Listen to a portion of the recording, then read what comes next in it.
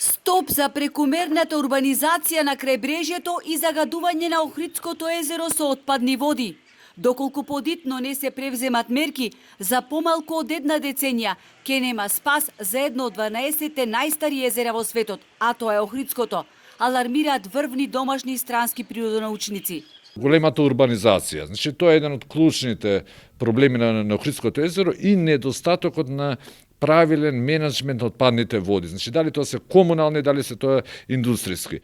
Ако продолжиме со вакво темпо на загрозување на езерото, значи некои проценки се дека и веќе за десетина години би можеле да очекуваме постепено исчезнување на одредени видови. Со исчезнување на ендемичните растителни и животински видови, состојбата на Охридското езеро ќе стане драматична. Негрижата на државата со децении наназад е недозволива и погубна за овој значаен екосистем.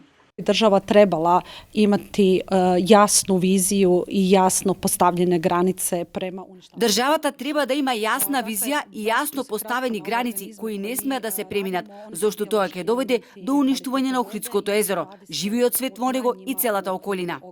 Старењето на езерата е природен процес, но несовесното однесување на човекот и запоставеноста на државата ќе го докрајчат едно од најзначајните екосистеми во светски рамки.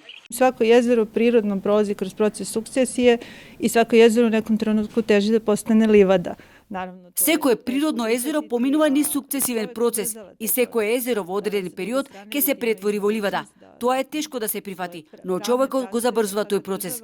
Од друга страна, секоја држава треба да ги заштити своите водни екосистеми, кои се значаен извор за целата човечка популација.